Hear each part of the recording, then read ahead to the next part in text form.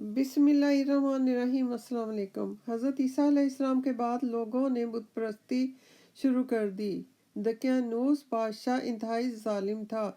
जो शख्स भी बुत परस्ती से इनकार करता उसे बहुत दर्दनाक मौत देता।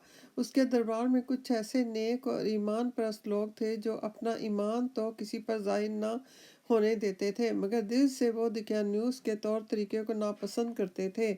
जब दकियानूस को उन पर शक हुआ तो उसने दरबार के बाहर बुत रख दिए।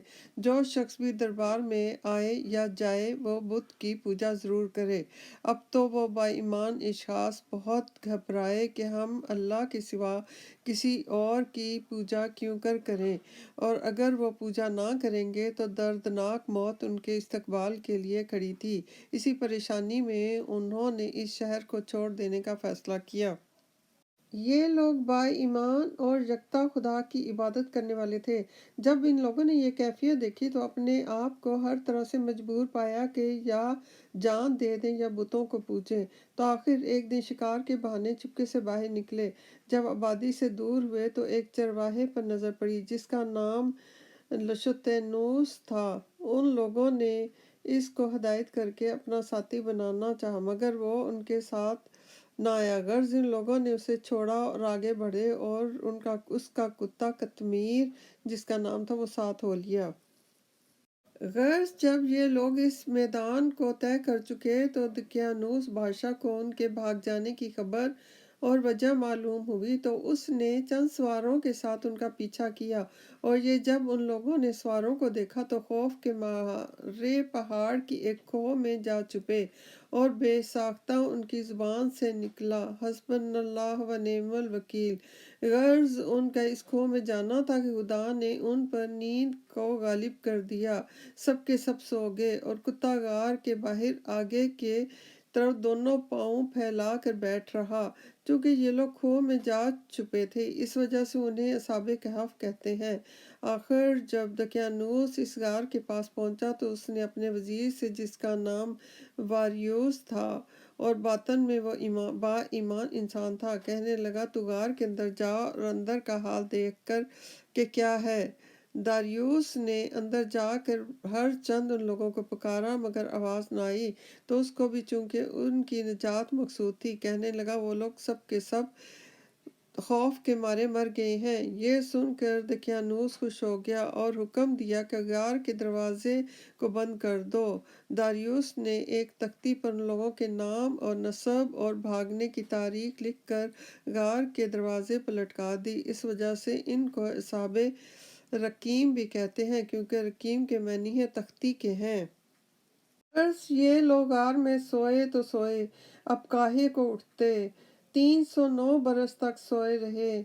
इसी इस नाम में दकियानूस का ज़माना भी ख़त्म हो गया। वो मरा और उसके बाद कई बादशाह आए और कई बादशाह गए, और ये गार के लोग जो हैं वो सोए ही रहे। इस बारे में अल्लाह ताला ने इरशाद फरमाया कि ए रसूल सल्लल्लाहु अलैहि वसल्लम, क्या तुम ये ख्याल करते हो कि असहाबे कहफ यानी तख्ती वाले हमारी कुदरत की निशानियों में से एक अजीब निशानी थे कि एक बार कुछ नौजवान गार में आ पहुंचे और दुआ की, क्या है हमारे परवरदिगार हमें अपनी बारगाह से रहमत अता फरमा दे और हमारे वास्ते हमारे काम में कामयाबी अनायत कर। तब हमने कई बरस तक गार में उनके कानों पर पर्दे डाल दिए, उन्हें सुला दिया, फिर हमने उन्हें चौंका दिया ताकि हम देखें कि वो ग्रोह में से किस को गार में ठहरने की मुद्दत खूब याद है। ए रसूल खुदा सल्लल्लाहु अलैहि वसल्लम, हम उनका हाल तुमसे बिल्कुल ठीक हकीकतन बयान करते हैं। वो चंद नौजवान थे, अपने सच्चे परवरदिगार पर ईमान लाते थे, और हमने उनकी सोच समझ और ज़्यादा कर दी और हमने उनके दिलों पर सब्र इस्तिकलाल की गिरा लगा दी कि जब दकियानूस बादशाह ने कुफर पर मजबूर किया तो उठ खड़े हुए और बेतामल कहने लगे, हमारा परवरदिगार तो बस सारे आसमान और ज़मीन का मालिक है। हम तो इसके सिवा किसी माबूद की हरगिज़ इबादत ना करेंगे। अगर हम ऐसा करेंगे तो यकीनन हमने अक्ल से दूर बात कही। अफसोस किया, ये हमारी कौम के लोग हैं जिन्होंने खुदा को छोड़कर दूसरे माबूद बनाए हैं। پھر یہ لوگ ان کے معبود ہونے کی کوئی صریحی دلیل کیوں نہیں پیش کرتے؟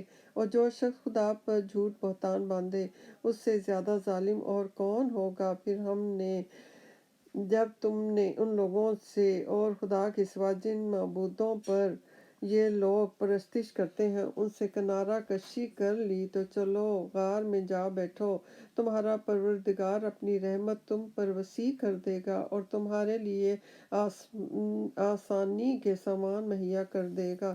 غرض یہ ٹھان کر غار میں جا پہنچے، جب سورج نکلتا ہے تو دیکھے گا کہ وہ ان کے غار سے داہنی طرف جھک کر نکل جاتا ہے، اور جب غروب ہوتا ہے تو ان سے بائیں طرف کترا جاتا ہے، اور وہ لوگ مزے سے غار کے اندر وسیع جگہ میں لیٹے ہیں۔